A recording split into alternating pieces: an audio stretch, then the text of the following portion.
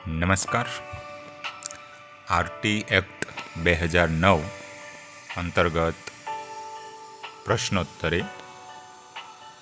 પ્રશ્ન પહેલો,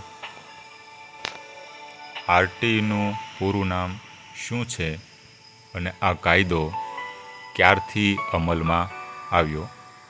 જવાબ: આરટીનું પૂરું નામ રાઇટ ટુ એજ્યુકેશન છે. ગુજરાતીમાં તેને શિક્ષણનો અધિકાર કહેવામાં આવે છે.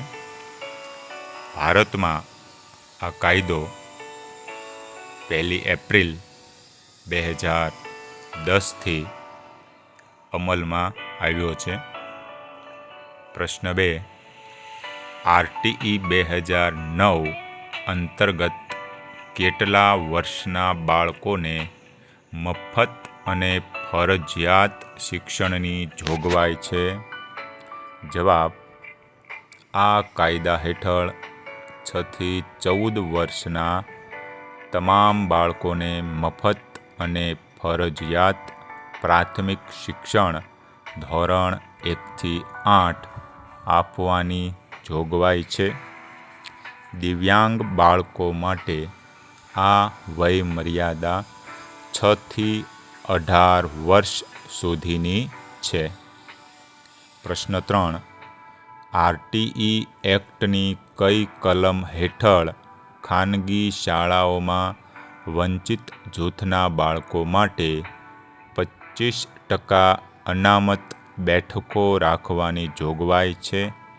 જવાબ: કલમ 12(1)(c) હેઠળ ખાનગી બિન અનુદાનિત શાળાઓમાં ધોરણ 1માં પ્રવેશ માટે નબળા અને વંચિત જૂથના બાળકો માટે 25% બેઠકો અનામત રાખવાની જોગવાઈ છે. પ્રશ્ન 4, આરટીઈ કાયદા અનુસાર પ્રાથમિક શાળા ધોરણ 1 થી 5માં વિદ્યાર્થી શિક્ષકનો ગુણોત્તર પીટીઆર કેટલો હોવો જોઈએ? જવાબ છે ધોરણ 1 થી 5 માટે વિદ્યાર્થી શિક્ષકનો ગુણોત્તર 30:1. દર 30 વિદ્યાર્થીએ 1 શિક્ષક હોવો જોઈએ. પ્રશ્ન 5, આરટીઈ અંતર્ગત ઉચ્ચ પ્રાથમિક શાળા ધોરણ 6 થી 8માં વિદ્યાર્થી શિક્ષકનો ગુણોત્તર કેટલો નક્કી કરાયો છે? જવાબ છે ધોરણ 6 થી 8 માટે આ ગુણોત્તર 35:1. દર 35 વિદ્યાર્થીએ 1 શિક્ષક નક્કી કરવામાં આવ્યો છે. પ્રશ્ન 6, કાયદા મુજબ એક શૈક્ષણિક વર્ષમાં ધોરણ 1 થી 5 અને ધોરણ 6 થી 8 માટે કામકાજના ન્યૂનતમ દિવસો કેટલા હોવા જોઈએ? જવાબ છે ધોરણ 1 થી 5 માટે ઓછામાં ઓછા 200 શૈક્ષણિક દિવસો, ધોરણ 6 થી 8 માટે ઓછામાં ઓછા 220 શૈક્ષણિક દિવસો.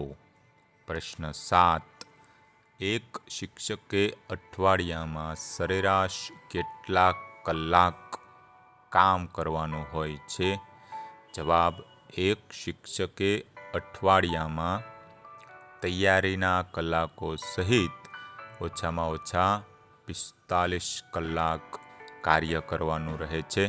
પ્રશ્ન 8, શૈક્ષણિક વર્ષ દરમિયાન ધોરણ 1 થી 5 અને ધોરણ 6 થી 8 માટે શિક્ષણના ન્યૂનતમ કલાકો કેટલા નક્કી થયેલા છે?